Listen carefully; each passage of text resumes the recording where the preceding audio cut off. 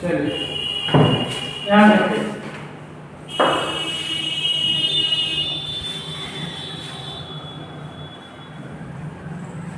पहला क्वेश्चन है कि पीएच स्केल की रेंज कितनी होती है? तो पीएच स्केल की रेंज होती है 0 से 14। दूसरा प्रश्न है कि पैगंबर मोहम्मद की जयंती को मनाने के लिए कौन सा त्योहार मनाया जाता है? तो कौन सा त्योहार मनाया जाता है? मिलाद उन नबी। मिलाद उन नबी। तीसरा प्रश्न है कि प्लास्टिक जो गर्म करने पर सरलता से विरूपित हो जाता है क्या कहलाता है? थर्मोप्लास्टिक। तो थर्मोप्लास्टिक। क्या कहलाता है? थर्मोप्लास्टिक। चौथा प्रश्न है कि दो राज्यों के बीच विवाद का समाधान उच्चतम न्यायालय द्वारा उसके अंतर्गत किया जाता है। किसके अंतर्गत किया जाता है? क्षेत्राधिकार। तो मूल क्षेत्राधिकार के तहत किया जाता है। उसके बाद पांचवा क्वेश्चन, 5 नंबर का क्वेश्चन है कि निम्नलिखित में से कौन सा पहला सुल्तान था जिसने भारत में सांकेतिक मुद्रा का प्रचलन किया?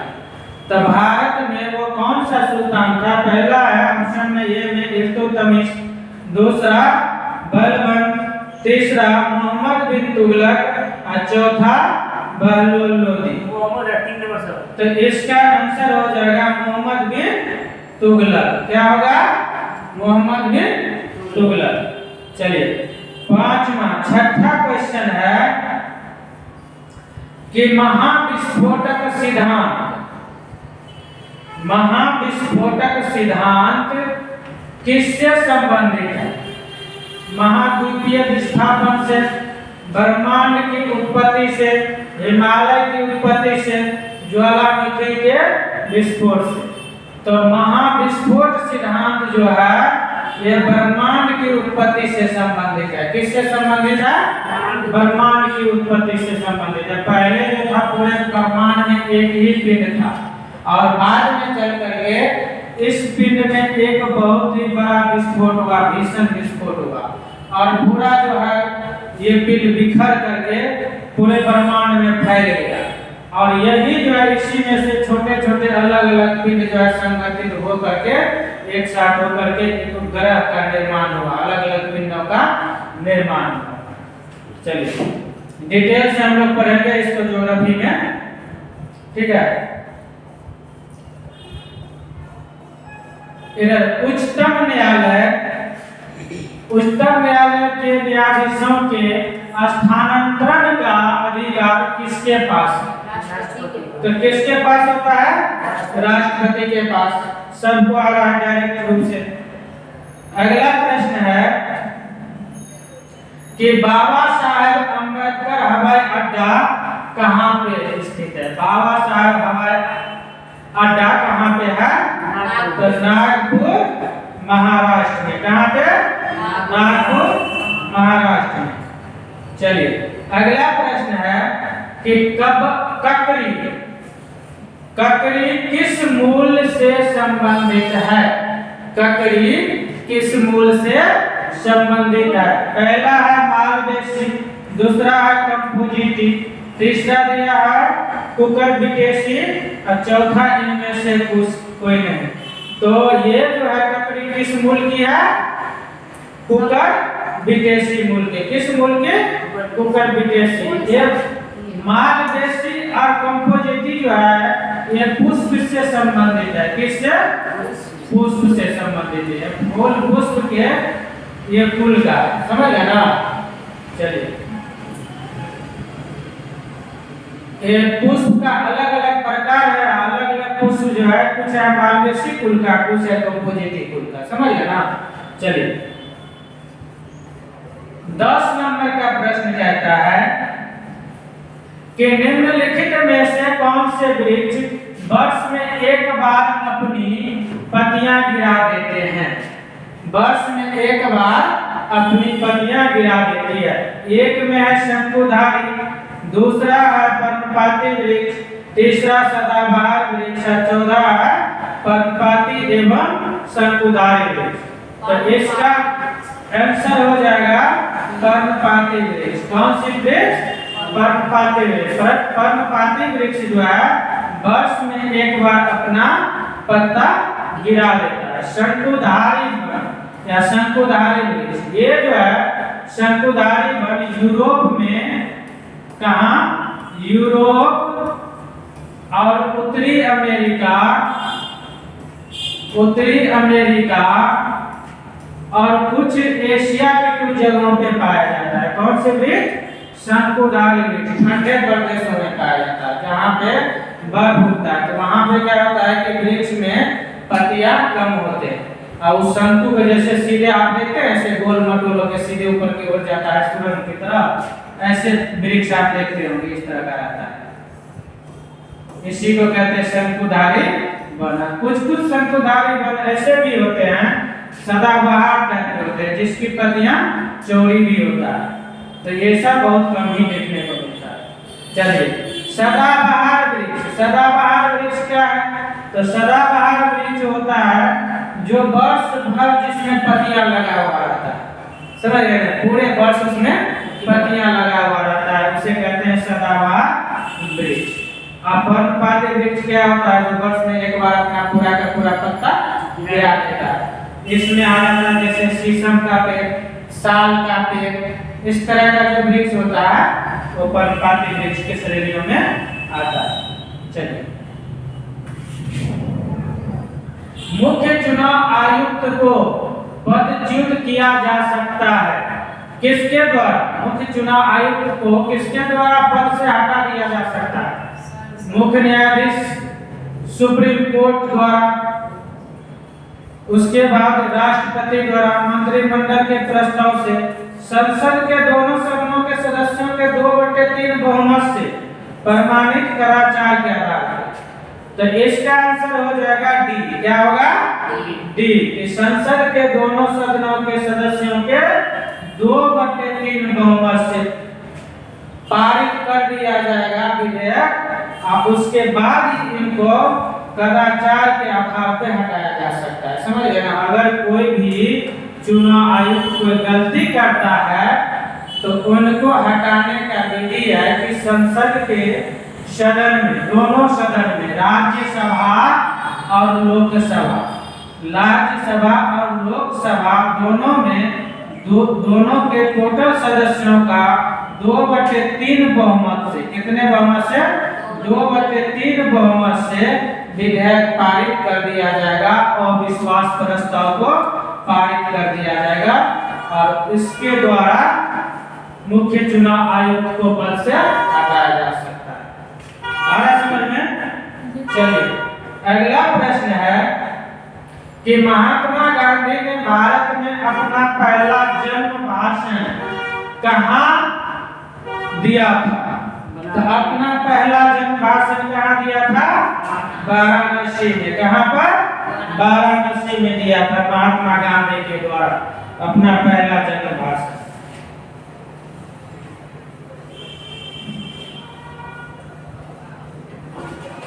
ये जो भाषण दिया था, अपना पहला भाषण महात्मा गांधी के द्वारा दिया गया था कहाँ? वाराणसी। 6 फरवरी 1916 ईस्वी को। कब दिया गया था? 6 फरवरी 1916 ईस्वी को दिया गया था। और इसी दिन लॉर्ड हार्डी, क्या नाम था? लॉर्ड हार्डी, लॉर्ड हार्डी के द्वारा बनारस विश्वविद्यालय का नाम सुने हैं? BHU का।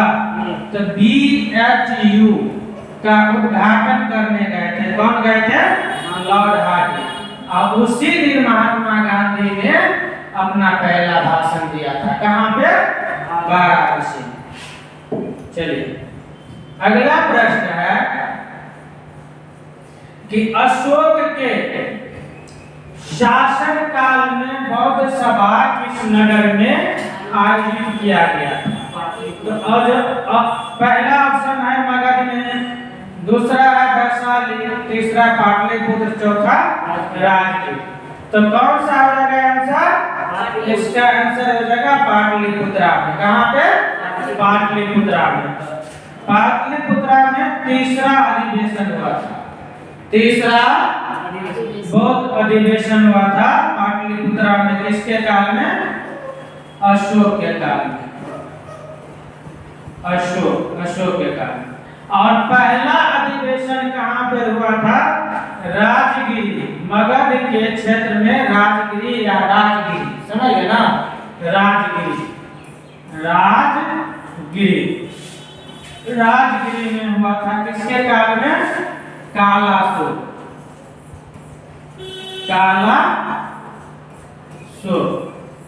के शासन काल में। और तीसरा अधिवेशन हुआ था बौद्ध संघ का। कहाँ पे? वैशाली में। तीसरा कहाँ हुआ था?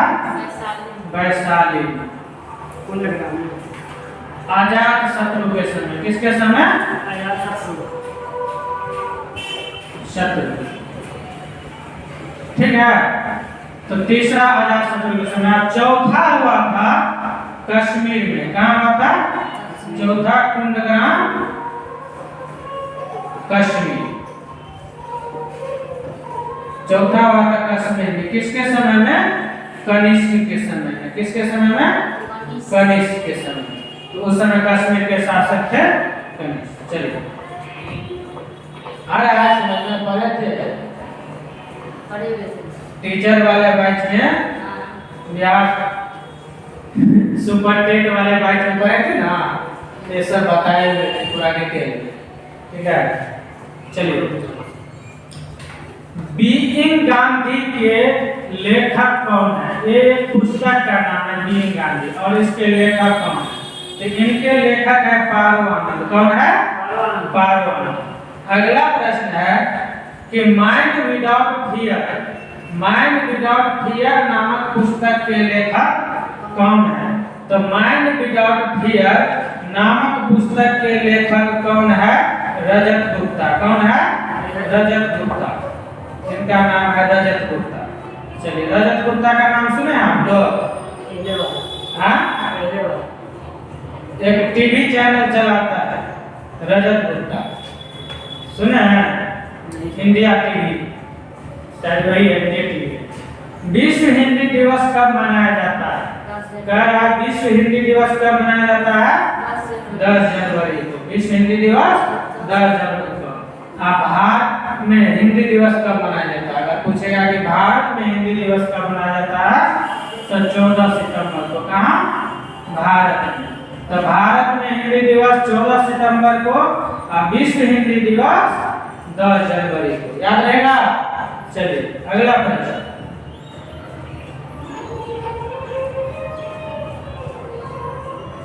कि विश्व कैंसर दिवस कब मनाया जाता है? विश्व कैंसर दिवस कब मनाया जाता है? तो विश्व कैंसर दिवस मनाया जाता है 4 फरवरी को। कब मनाया जाता है? 4 फरवरी को। और भारत में कैंसर जागरूकता दिवस मनाया जाता है 7 नवंबर को। कब मनाया जाता है? 7 नवंबर। 7 नवंबर को भारत में कैंसर जागरूकता दिवस मनाया जाता है।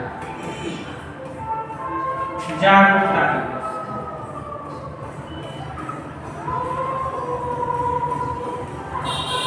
तो कैंसर जागरूकता दिवस भारत में मनाया जाता है 7 नवंबर को और विश्व कैंसर दिवस मनाया जाता है 4 फरवरी को। याद रहेगा? चलिए, अगला प्रश्न है कि मानव मस्तिष्क के निम्नलिखित में से कौन सा ऐसा निगलने और उल्टी करने के लिए विनियमन केंद्र है? तो ये कह रहा है कि निगलने और उल्टी करने का, वही ना? पहला ऑप्शन है सेरिब्रम, दूसरा है सेरिबैलम, तीसरा मेडुला ऑब्लिंगेटा, तो चौथा है बोन। तो इसका आंसर हो जाएगा मेडुला ऑब्लिंगेटा। क्या हो जाएगा? मेडुला ऑब्लिंगेटा। इसके द्वारा क्या होता है कि जैसे हम लोग कुछ खाते हैं तो ग्रहण करते हैं वो चीज, जैसे खांसी होता है, कुछ छींकते हैं तो वो सब क्रिया जो होता है मेडुला ऑब्लोंगेटा के द्वारा होता है, समझ गए ना? इसी अच्छा, अगला प्रश्न है कि किस राज्य में प्रतिवर्ष तारनेतर मेला लगाया जाता है? कौन सी मेला? तारनेतर मेला लगाया जाता है। तो तारनेतर मेला गुजरात में लगाया जाता है प्रत्येक वर्ष। कहाँ लगाया जाता है? गुजरात में प्रत्येक वर्ष तारनेतर मेला। उसके देखिए कह रहा है कि गोरेवाला समिति की अनुशंसा पर किस बैंक की स्थापना हुई थी? गोरेवाला समिति की स्थापना हुई तो किस बैंक का हुआ था? एसबीआई का। किस बैंक की स्थापना हुआ था? एसबीआई का हुआ था। किसके? एसबीआई का स्थापना हुआ था 1955 ईस्वी। कब हुआ था? 1955 ईस्वी। और एसबीआई का नाम पहले था इंपीरियल बैंक ऑफ इंडिया। क्या नाम था?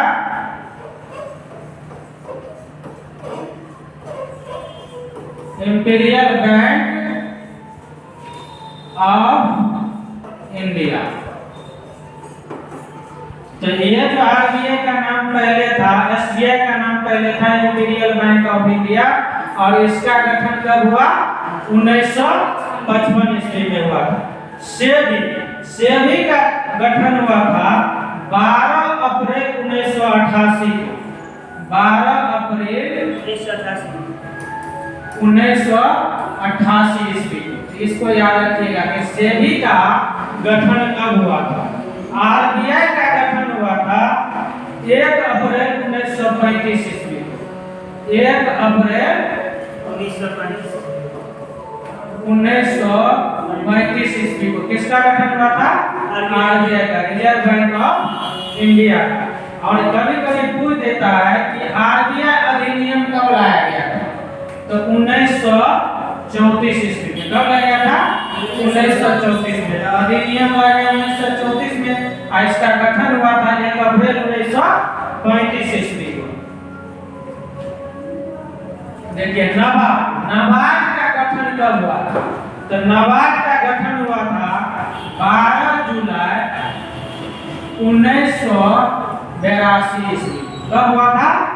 12 जुलाई 1982 ईस्वी को। किसका गठन हुआ था? नाबार्ड का गठन हुआ था। नाबार्ड क्या है? नाबार्ड है कृषि से संबंधित बैंक। अगर कृषि कार्यक्रम के लिए, कृषि व्यवस्था को बढ़ाने के लिए जो लोन दिया जाता है तो उसी बैंक का नाम है नाबार्ड। नाबार्ड बैंक के द्वारा कृषि को बढ़ावा देने के लिए किसानों को लोन दिया जाता है। ठीक है, चलिए कह रहा है कि निसार नामक चांदी का सिक्का किस मुगल शासक के द्वारा चलवाया गया था? तो किसके द्वारा? जहांगीर के द्वारा। निसार नामक चांदी का सिक्का किसने चलवाया था? जहांगीर ने चलवाया था। अगला प्रश्न है कि त्रिवेणी नहर जो बिहार में चंपारण में स्थित है वो पानी किस नदी से आती है? तो चंपारण गंडक। ये जो त्रिवेणी नहर है इसमें कहाँ से आती है पानी? गंडक नहर से। सबको आता होगा कहाँ से आती है? गंडक नहर से। और गंडक नदी किस नदी में जाकर मिल जाती है? किसकी सहायक नदी है? गंडक नदी किसमें जाकर मिल जाती है? गंगा नदी में। किसमें? गंगा नदी में। कहाँ पे? पटना के पास। कहाँ पे? पटना के पास। देखिए सोन नहीं होगा, सोन जो है ये है गंगा नदी। क्या है? गंगा नदी। गंडक नदी उत्तर से आकर के पटना के पास गंगा नदी में मिलता है, और सोन नदी दक्षिण से जाकर के पटना के पास सोन नदी में मिलता है। किधर से? दक्षिण से। तो ये जो है इसका सहायक कैसे हो सकता है? हो सकता है नहीं। पटना के बगल में कौन सा नदी हुआ? गंगा। पटना के बगल में है गंगा नदी, उसमें गंडक नदी, सोन नदी, पुनपुन नदी, समझ गए ना? तो ये सब नदी पटना के आसपास है। इन्हीं नदियों के तट पे पटना नगर की स्थापना किया गया। और पूछता है कि पटना नगर का स्थापना किसने किया था? किसने किया था? उदयन ने किया था। किसके द्वारा? उदयन या उदयन के द्वारा किया गया था। ठीक है। पोलो खेल का प्रचलन भारत में पहली बार किस राज्य में हुआ? पोलो खेल। तो पोलो खेल का प्रचलन भारत में सर्वप्रथम मणिपुर में किया गया। कहाँ पे? मणिपुर में किया गया। चलिए अगला प्रश्न 24वां। विश्व थैलेसीमिया दिवस कब मनाया जाता है?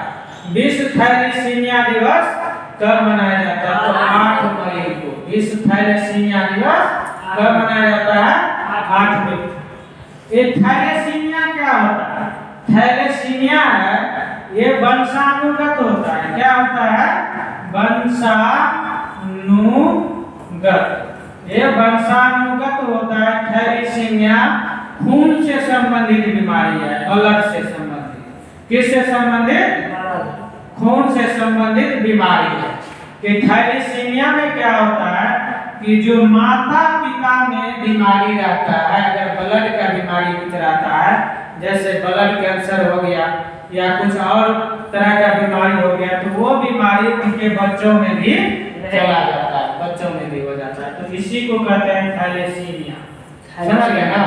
जैसे सर बच्चा जैसे बड़ा हो गया, हाँ, उसको माता पिता को बीमारी अब हुआ है, बच्चा सब बड़ा हो गया तो उसको नहीं होगा। नहीं तब नहीं होगा। तो पहले से अगर माता पिता में बीमारी है उसके बाद बच्चा हुआ तो वो जो है सब बच्चों में हो जाएगा।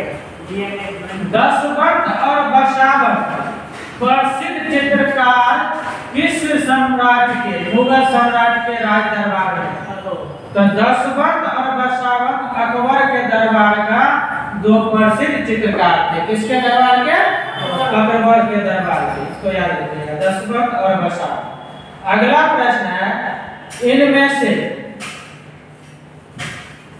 से कौन भारत का एकमात्र यहूदी वायसराय था? एकमात्र यहूदी वायसराय था।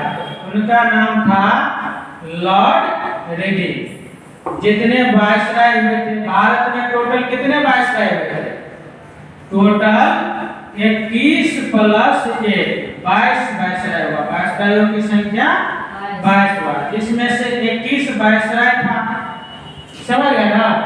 और एक जो थे अंतिम, वो थे भारतीय वायसराय, उसको बोलते या तो इनका नाम क्या था? श्री राजगोपालाचारी। भारत के अंतिम गवर्नर जनरल थे। वायसराय को पोस्ट कटा करके इनको गवर्नर जनरल बना दिया गया। तो भारत का प्रथम गवर्नर जनरल या भारत का अंतिम गवर्नर जनरल पूछेगा। भारत का अंतिम गवर्नर जनरल कौन थे? तो श्री राजगोपालाचारी। भारत के प्रथम भारतीय गवर्नर जनरल कौन थे? तो श्री राजगोपालाचारी। तो 21 वायसराय हुए प्लस एक जो अंतिम थे गवर्नर जनरल, उनका नाम था श्री राजगोपालाचारी। तो 1858 में भारत के जो शासन है प्रत्यक्ष रूप से ब्रिटिश राज मुकुट के अधीन हो गया। किसके?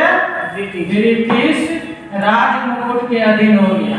अब ब्रिटिश राज मुकुट का मतलब है कि ब्रिटेन के महारानी का सीधा शासन कहाँ पे हो गया? भारत पे हो गया। किसका? ब्रिटेन की महारानी का। समझ गए ना? या ब्रिटेन के प्रिंस चार्ल्स का। क्या नाम था महारानी का? एलिजाबेथ। क्या नाम था? एलिजाबेथ। चलिए अगला देखिए। कह रहा है कि जिस समय लॉर्ड रीडिंग थे भारत में वायसराय, उसी समय भारत में चौरी चौरा कांड हुआ। कौन से कांड हुआ था? चौरी चौरा कांड। चौरी चौरा कांड। तो चौरी चौरा कांड कहाँ पे हुआ था? तो चौरी चौरा कांड हुआ था उत्तर प्रदेश। उत्तर प्रदेश में गोरखपुर नामक जगह पे। किस जगह पे? गोरखपुर में हुआ था। उत्तर प्रदेश के गोरखपुर में हुआ था। यहाँ पर क्या हुआ था कि एक पुलिस थाने में एक थानेदार सहित 21 पुलिस कर्मियों को एक छोटे से रूम में बंद कर दिया गया। क्या कर दिया गया? एक छोटे से रूम में बंद कर दिया गया और आग लगा दिया गया। और वो जो जितने थे 22 पुलिसकर्मी टोटल उसमें मारे गए। समझ गए? और इसी से दुखी होकर के महात्मा गांधी जी ने क्या किया था? अपना असहयोग आंदोलन वापस ले लिया था चौरी चौरा कांड के बाद। समझ गए? कभी कभी प्रश्न पूछ लेता है कि गांधी जी ने असहयोग आंदोलन कब वापस लिया, किस घटना के बाद वापस ले लिया? तो चौरी चौरा कांड के बाद ले लिया। फिर पूछेगा कि चौरी चौरा कांड कब हुआ था? 1922 में। कहाँ पे हुआ था? तो गोरखपुर, उत्तर प्रदेश। ठीक है, चलिए आइए। गांधीवादी अर्थव्यवस्था। गांधीवादी अर्थव्यवस्था किस सिद्धांत पर आधारित है? तो गांधीवादी ये ऑप्शन में दिया है राज्य का नियंत्रण, प्रतिस्पर्धा, न्यायधारिता और ग्रामीण सहकारिता। तो महात्मा गांधी के जो गांधीवादी अर्थव्यवस्था थे वो संबंधित थे न्यायधारिता से। किससे संबंधित था? न्यायधारिता से। न्यायधारिता को इंग्लिश में कहते हैं ट्रस्टीशिप। क्या बोलते हैं? ट्रस्टीशिप। ठीक है, तो ट्रस्टीशिप क्या होता है? ट्रस्ट बनाना। ट्रस्ट क्या होता है? ट्रस्ट होता है आम लोग, जैसे अभी आप लोग देख रहे हैं कि अलग अलग ट्रस्ट बना हुआ है, अलग अलग एनजीओ बना हुआ है, नहीं बना हुआ है? बहुत सारा बात एनजीओ बना हुआ है। जैसे कि देखिएगा कोई गुरुद्वारा है तो वो क्या है? ट्रस्ट है। कोई मंदिर है तो मंदिर में क्या बना हुआ है? ट्रस्ट बना हुआ है। आम लोग, कुछ लोग मिल करके कुछ ट्रस्ट बना लेता है, कुछ एनजीओ बना लेता है लोगों की सहायता करने के लिए, आम लोगों की सहायता के लिए। तो उसी को, तो महात्मा गांधी का विचार था कि भारतीय जो अर्थव्यवस्था हो वो ट्रस्ट के द्वारा चले, ट्रस्टीशिप के द्वारा चले। समझ गए ना? इसमें सरकार की कोई सहभागिता न हो।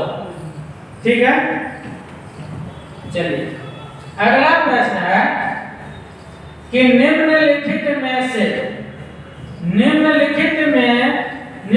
युग में से कौन सा सुमेलित नहीं है? निम्नलिखित युग्मों में से कह रहा है कि शिव समुद्रम जल प्रपात। तो शिव समुद्रम प्रपात कावेरी नदी, तो ये सही है। शिव समुद्रम जल प्रपात कहाँ पे है? कावेरी नदी पे। कावेरी नदी कहाँ? दक्षिण में। कहाँ पे? दक्षिण भारत में। दक्षिण भारत में 3 नदी हैं। कौन कौन है? गोदावरी, कौन सी नदी? गोदावरी, कृष्णा और कावेरी। 3 नदी प्रसिद्ध नदी है दक्षिण भारत की, गोदावरी, कृष्णा और कावेरी। तो इसी कावेरी नदी को दक्षिण भारत की गंगा कहा जाता है। दक्षिण भारत की गंगा किस नदी को कहा जाता है? कावेरी नदी कहा जाता है। और इसी कावेरी नदी पर शिव समुद्रम जलप्रपात है। कौन सी जलप्रपात? शिव समुद्रम। चुलिया प्रपात कृष्ण कहाँ पे? चुलिया प्रपात लिखा हुआ है चंबल नदी। कहाँ पे? तो ये भी सही है, चुलिया प्रपात चंबल नदी पे है। ठीक है, चंबल नदी। उसके बाद चलिए जोग प्रपात कृष्णा नदी, ये गलत है क्योंकि जोग प्रपात जो है कृष्णा नदी पे नहीं है। जोग प्रपात किस नदी पे है? देखिए जोग प्रपात क्या तो नदी है इसका? हाँ, शरावती नदी है। जोग प्रपात है शरावती नदी पे। किस नदी पे? शरावती नदी। शरावती नदी। तो जोग प्रपात शरावती नदी। तो गलत कौन सी हो गया? सी नदी।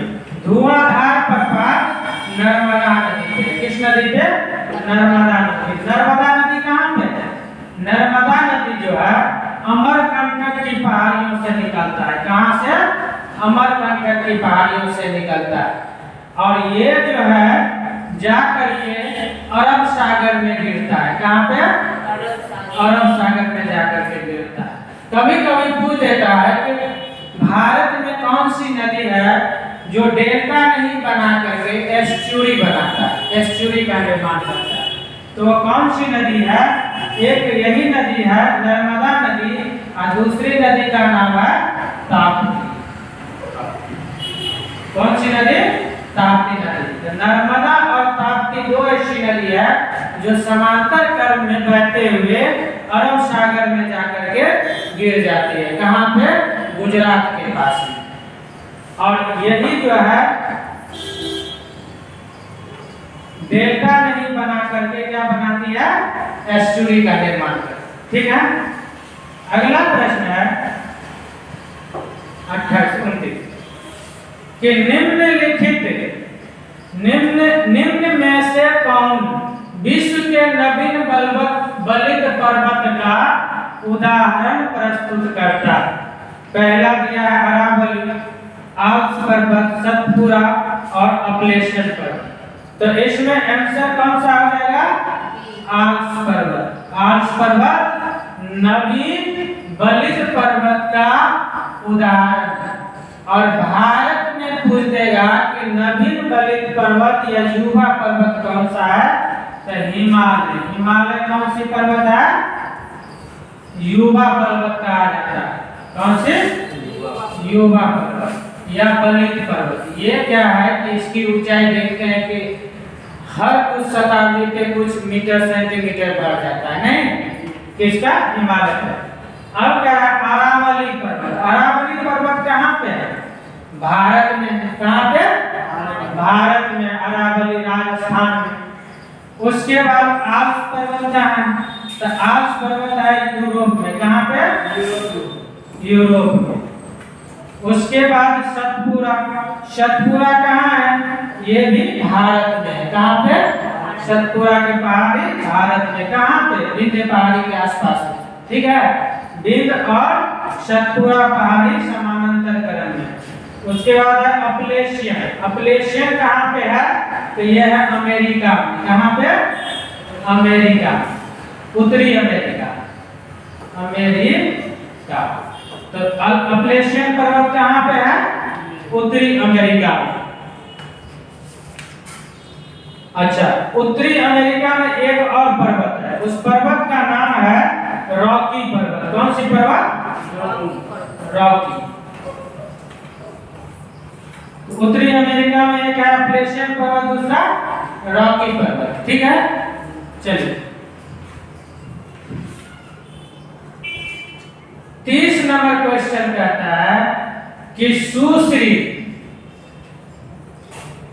सुष्मिता सेन किस वर्ष मिस यूनिवर्स का खिताब जीतने वाली पहली भारतीय महिला बनी? तो पहली भारतीय सुष्मिता सेन जो मिस यूनिवर्स बनी थी वो किस वर्ष खिताब जीती थी? तो 1994। कब जीती थी? 1994। चलिए अगला प्रश्न है कि निम्नलिखित में से कौन दुनिया की सबसे छोटी पर्वत श्रृंखला है? तो दुनिया की सबसे छोटी पर्वत श्रृंखला कौन सी है? शटरबर्स्ट। कौन सी? शटरबर्स्ट। शटरबर्स्ट किस देश में पड़ता है? ऑस्ट्रेलिया में। कहाँ पे? ऑस्ट्रेलिया। शटरबर्स्ट पड़ता है ऑस्ट्रेलिया में। चलिए यूरोप में पड़ता है। आल्प्स पर्वत अमेरिका में पड़ता है। सियरा नेवाडा पर्वत कहाँ पे पड़ता है? Sierra Nevada. सियरा ये कैलिफोर्निया में पड़ता है, यूरोप में। सॉरी, कैलिफोर्निया अमेरिका में पड़ता है ना, उत्तरी अमेरिका। उत्तरी अमेरिका के कैलिफोर्निया।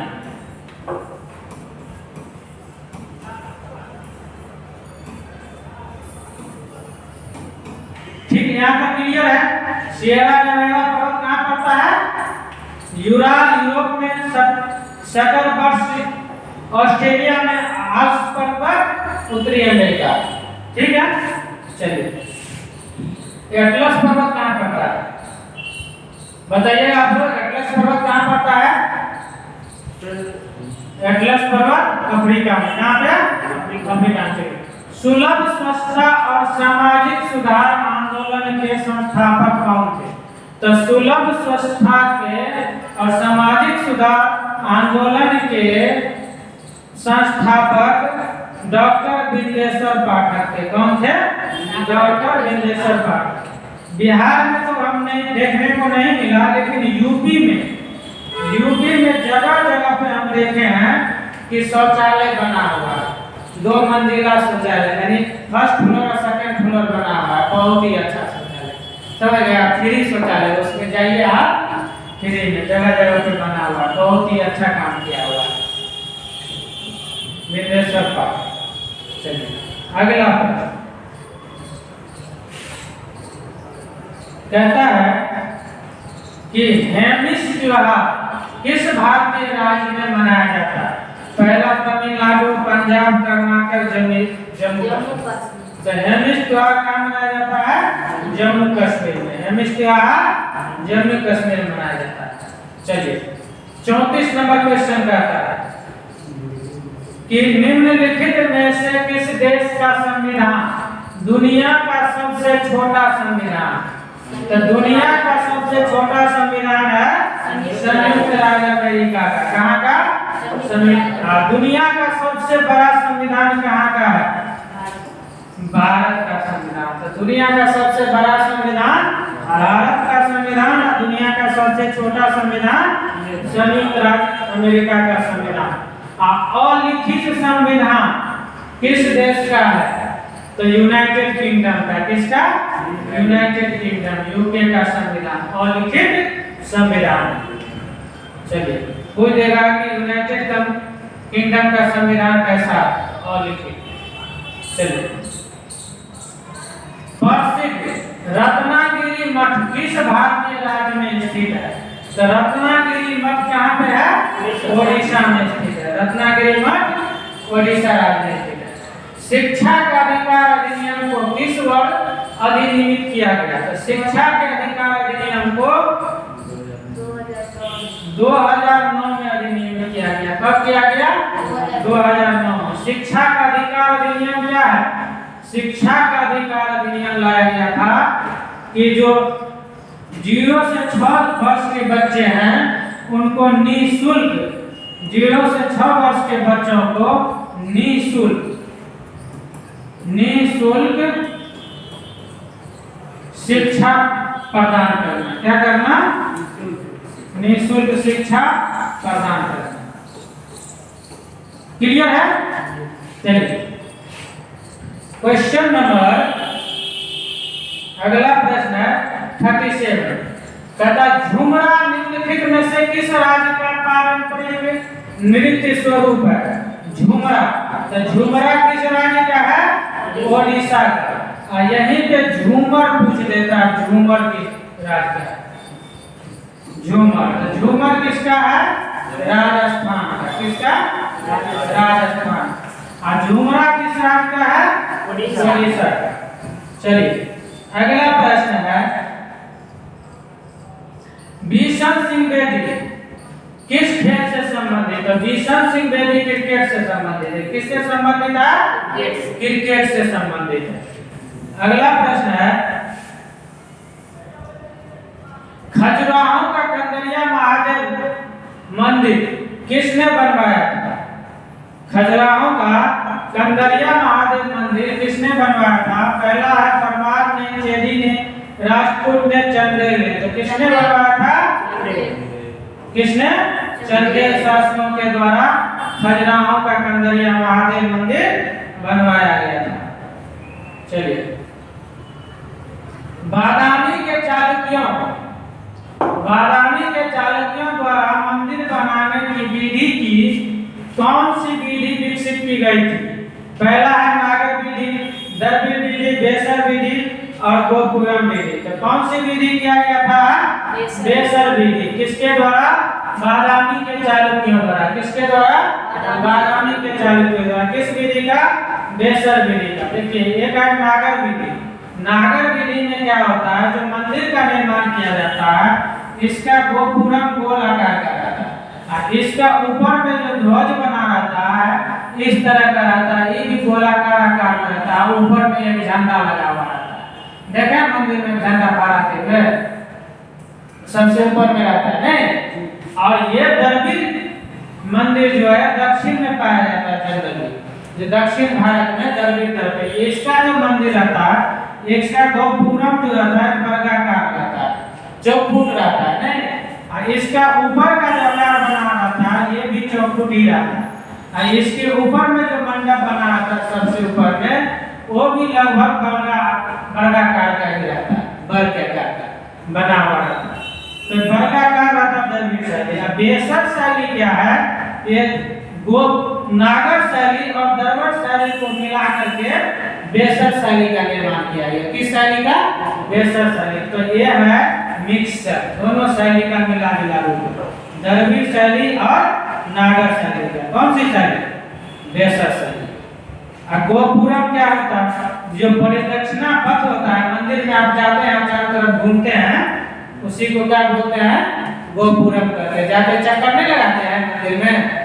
चलिए, कांचीपुरम में किसने प्रसिद्ध वैकुंठपुरम मंदिर बनाया? कांचीपुरम में किसने प्रसिद्ध वैकुंठपुरम मंदिर का निर्माण किया? तो किसने किया था? नंदी वर्मन द्वितीय के द्वारा किया था। किसके द्वारा? नंदी वर्मन द्वितीय के द्वारा किया गया। चलिए,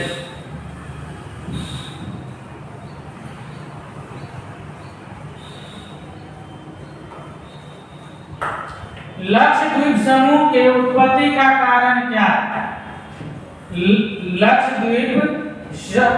लक्षद्वीप समूह के उत्पत्ति का क्या कारण क्या है? तो इसका कारण है ज्वालामुखी गतिविधि। ज्वालामुखी से क्या होता है कि जब ज्वालामुखी फटता है तो उससे राख और लावा बाहर निकल के आता है, और जब राख और लावा बाहर निकल के आता है तो धीरे धीरे वही राख और लावा जम जाता है। जमने के बाद वही पत्थर का शिला का आकार ले लेता है नहीं, और वही जो है धीरे धीरे द्वीप समूह द्वीप का निर्माण कर देता है। समुद्री एरिया में जो समुद्र में लक्षद्वीप समूह है तो इसका निर्माण कैसे हुआ? तो ज्वालामुखी क्रिया के द्वारा, ज्वालामुखी फटने से हुआ। लक्षद्वीप समूह में टोटल द्वीपों की संख्या कितनी है? लक्षद्वीप समूह में टोटल द्वीपों की संख्या 36 है। कितना है? 36 द्वीप है। तो उनको पूछ देता है कि लक्षद्वीप किस सागर में स्थित है? तो ये पूछ देगा कि लक्षद्वीप किस सागर में स्थित है? तो लक्षद्वीप अरब सागर में पड़ता है। किस सागर में? अरब सागर में। भारतीय रेलवे बोर्ड की स्थापना कब हुई थी? भारतीय रेलवे बोर्ड की स्थापना मार्च 1905 में किया गया था। कब किया गया था? मार्च 1905 में किया गया था। चलिए, अगला प्रश्न है कि भारतीय संसद का निर्माण किस वर्ष हुआ? भारतीय संसद का निर्माण किस वर्ष हुआ था? तो भारतीय संसद का निर्माण 1927 ईस्वी में हुआ था। कब हुआ था? 1927 ईस्वी में हुआ था भारतीय संसद का निर्माण। जो संसद भवन अभी है, पुरानी संसद भवन, उसका निर्माण कब हुआ था? 1927 ईस्वी में। चलिए, और नया संसद भवन का अभी बन के तैयार हुआ। तो कभी अभी प्रश्न ने पूछा था कि नया संसद भवन का निर्माण किस कंपनी के द्वारा किया गया? तो किसके द्वारा किया गया? टाटा समूह के द्वारा। किसके द्वारा? टाटा समूह के द्वारा। और नए संसद भवन का निर्माण किस प्रोजेक्ट के द्वारा किया गया? किस प्रोजेक्ट? तो विस्टा प्रोजेक्ट। किस प्रोजेक्ट के द्वारा किया? Vista project. ठीक है, चलिए, भारत और नेपाल के बीच विवादित दर्रा कौन सा है? भारत और नेपाल के बीच पहला है नाथुला दर्रा, लिपुलेख दर्रा, काराकोरम दर्रा और बनिहाल दर्रा। तो भारत और नेपाल के बीच जो विवादित दर्रा है वो लिपुलेख दर्रा है। कौन सी दर्रा है?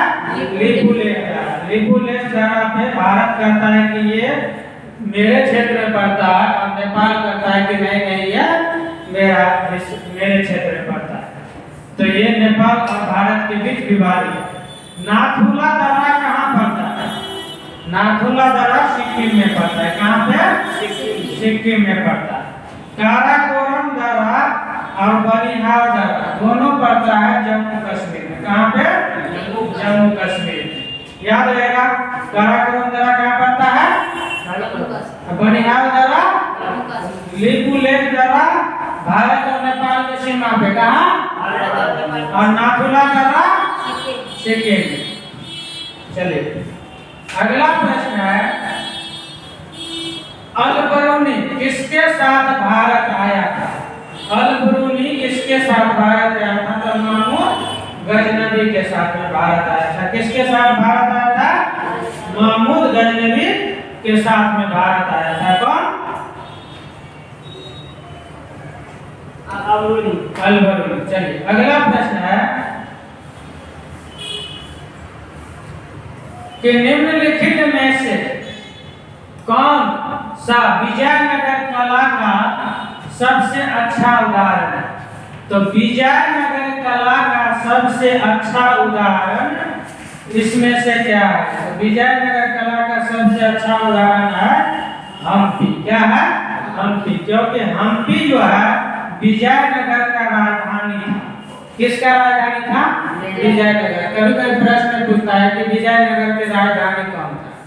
तो हम्पी है। कभी कभी पूछता है कि हम्पी किसका राजधानी था? किस राज्य का राजधानी था? तो विजयनगर का राजधानी था। अब क्या है कि ये जो है हम्पी खंडहर बन चुका है। समझ गए ना? पुरी किस लिए प्रसिद्ध है? पुरी कहाँ पड़ता है? पुरी ओडिशा में पड़ता है। कहाँ पे? ओडिशा। और पुरी में क्या है? प्रसिद्ध सूर्य मंदिर है। क्या है? प्रसिद्ध सूर्य मंदिर है जिसे कहते हैं ब्लैक पैगोडा। क्या बोलते हैं? BLACK black pagoda. Black pagoda.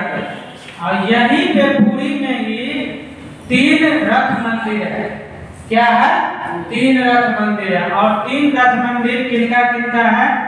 एक है कृष्ण का, पहला रथ मंदिर कृष्ण का, दूसरा कृष्ण के बाद बलराम का, और तीसरा रथ मंदिर है कृष्ण की बहन सुभद्रा का। किसका मंदिर? कृष्ण की बहन सुभद्रा का। इसी में पूछ देता है कि पुरी में जो ये 3 मंदिर है इसमें सबसे छोटा रथ मंदिर किसका है? तो सबसे छोटा है सुभद्रा का रथ मंदिर। समझ गए? चलिए सांची किस लिए प्रसिद्ध है? तो सांची स्तूप। सांची में स्तूप बनाया गया, बौद्ध स्तूप। बौद्ध स्तूप का नाम सुने हैं? सांची में बौद्ध स्तूप कहाँ है? सांची। सांची कहाँ पड़ता है? उत्तर प्रदेश की मध्य प्रदेश? सांची कहाँ पड़ता है? चलिए अजंता भी करेंगे कि अजंता की गुफा। अजंता कहाँ पड़ता है? महाराष्ट्र। कहाँ? महाराष्ट्र। अजंता गुफा महाराष्ट्र। चलिए अगला, स्वतंत्र भारत की पहली बहुउद्देशीय परियोजना कौन सी है? तो स्वतंत्र भारत की पहली बहुउद्देशीय परियोजना कौन सी है? दामोदर घाटी परियोजना। कौन सी परियोजना? दामोदर घाटी परियोजना। 49 नंबर क्वेश्चन क्या कहता है? देखिए कि 1 रुपये के नोट पर किसका हस्ताक्षर होता है? तो 1 रुपये के नोट पर वित्त सचिव का हस्ताक्षर होता है। किसका हस्ताक्षर होता है? वित्त सचिव का। वित्त मंत्रालय होता है और प्रत्येक मंत्रालय में प्रत्येक मंत्री के लिए एक सचिव होता है, नहीं होता है? इसी तरह से वित्त सचिव जो होता है वित्त मंत्रालय में वो क्या करता है? 1 रुपये के नोट पे हस्ताक्षर करता है। और 1 रुपये के नोट के अलावा जितने भी नोट्स होते हैं उन नोट पर कौन हस्ताक्षर करता है? RBI का गवर्नर करता है। RBI का गवर्नर हस्ताक्षर कौन करता है? RBI का गवर्नर करता है। वर्तमान में RBI का गवर्नर कौन है? अभी RBI का गवर्नर कौन है? शक्तिकांत दास। कौन है? शक्तिकांत तो पूछेगा कि आर्मी का गवर्नर कौन है अभी हाल में, तो कौन है? शक्तिकांत दास। चलिए 50 नंबर क्वेश्चन कहता है कि कांडला बंदरगाह की अवस्थिति कहाँ है? तो कांडला बंदरगाह की अवस्थिति कच्छ की खाड़ी में। कहाँ पे? कच्छ की खाड़ी। कच्छ की खाड़ी कहाँ पड़ता है? गुजरात में। कहाँ? गुजरात में। कच्छ की खाड़ी गुजरात में। कहाँ पे? अरब सागर। अरब सागर, ठीक है। कच्छ की खाड़ी अरब सागर में। अगला प्रश्न है, देखिए, स्टार्ट ऑफ इंडिया की शुरुआत किस वर्ष किया गया? तो स्टार्ट ऑफ इंडिया की शुरुआत 2015 में किया गया था। कब किया गया था? 2015 में। इसी तरह से आपका 51 क्वेश्चन खत्म होता है। Thank you. और आप लोग जो सब देख रहे हैं इस वीडियो को, उनसे आग्रह है, निवेदन है कि आप हमारे YouTube channel Shekhar GS academy, आप जाएंगे, इसका लिंक है at the rate of Shekhar SHEKHAR Shekhar GS academy ACADEMY Shekhar GS academy पे जा करके आप हमारे चैनल को सब्सक्राइब करेंगे और हमारे द्वारा दिया गया प्रत्येक वीडियो का लुत्फ उठाएंगे और आप इससे फायदा लेंगे। प्रत्येक रोज आप लोगों के लिए एक ऑब्जेक्टिव क्वेश्चन का वीडियो लाया जाएगा, जिसका पूर्ण व्याख्या सहित आप लोगों को समझाया जाएगा।